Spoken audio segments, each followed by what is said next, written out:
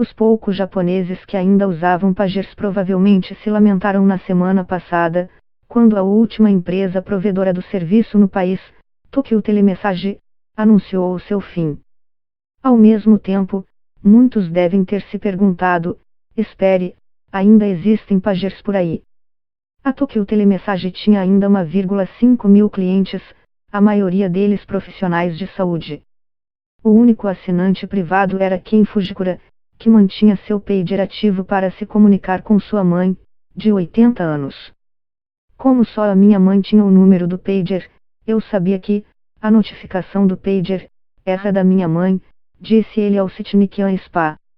O pager, que no Brasil também era chamado de bip, é como um pequeno receptor de rádio portátil, popular entre as décadas de 1980 e 90. Cada usuário tem um código próprio, que as pessoas acionam para mandar-lhe uma mensagem. A mensagem aparece na tela do pager. Só o NHS, Serviço Público de Saúde Britânico, equivalente ao SUS brasileiro, tem 130 mil pessoas usando pagers, equivalente a 10% do total de pagers remanescentes no mundo. Um estudo de 2017 apontou que 80% dos hospitais britânicos ainda recorrem a esses aparelhinhos. Mas por quê? Primeiro, porque sua recepção é boa, algo útil em salas que contêm aparelhos de raio-x, os quais bloqueiam sinais de telefone.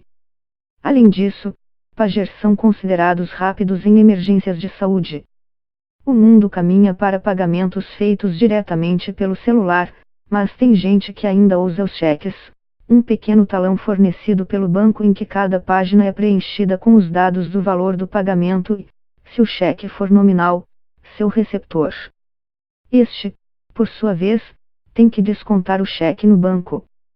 Pesquisa feita em 2017 pelo Serviço de Proteção ao Crédito, SPC Brasil, e pela Confederação Nacional de Dirigentes Lojistas, CNDL, apontava que 8% ainda usavam cheques pré-datados em suas compras, para poder parcelá-las e para poder comprar mesmo sem ter dinheiro.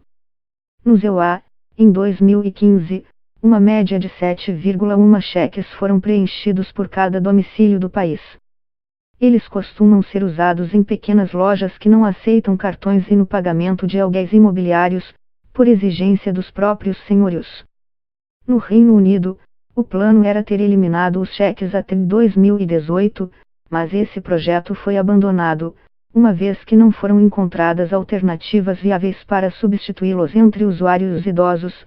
A maioria dos cheques britânicos são preenchidos por pessoas com mais de 65 anos. Segundo a associação UK Finance, os cheques corresponderão a apenas 0,9% de todos os pagamentos feitos em 2018 no Reino Unido. O número de cheques compensados caiu 75% em 10 anos. Pessoas com mais de 30 anos devem se lembrar da época em que gravavam em fitas cassete as canções que tocavam na rádio ou em CDs e também da tristeza quando essas fitas enrolavam e se danificavam permanentemente. Mas elas tinham sua mágica. Imagine um pedaço de plástico pequeno e fino, recheado de fita magnética contendo canções incríveis de Madonna, Prince, George Michael. E cada usuário conseguia gravar sua própria fita. No Reino Unido, por exemplo, vendas de fitas cassete atingiram seu maior volume em mais de uma década.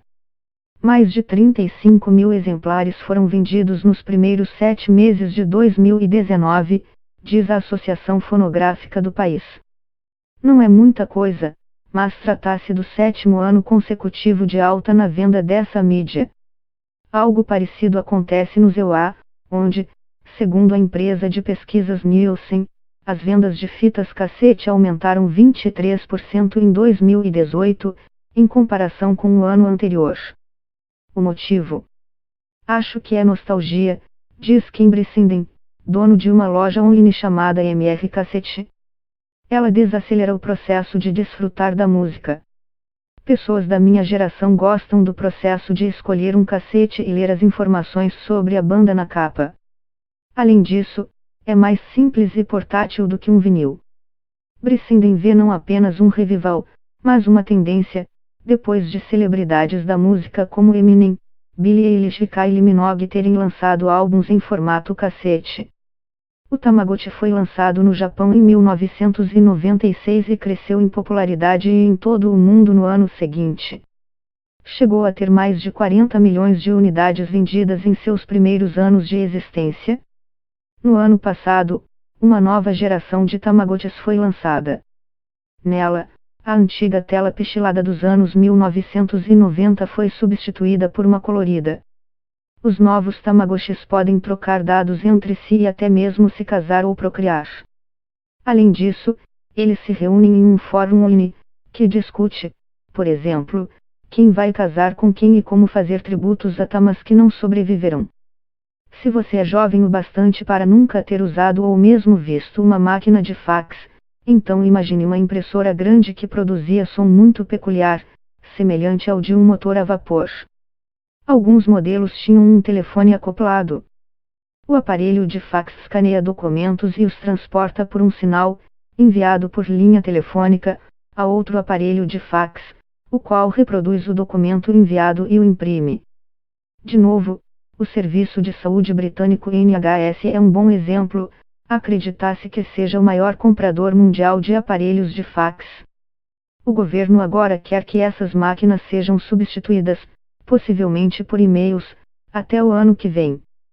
Para muitas pessoas mais velhas que se sentem desconfortáveis com computadores, é mais fácil mandar um fax, além de mais barato e mais familiar, diz o acadêmico Jonathan Coppersmith, autor de obras sobre a história do aparelho. Acredito que ele vai continuar em circulação, mesmo que com uma parcela menor da comunicação diária. No Japão, inclusive, o fax persiste em grande parte porque a escrita à mão e as cópias impressas são ainda bastante valorizadas. No ano passado, curiosamente, o ministro de Cibersegurança do país admitiu que nunca havia usado um computador até então.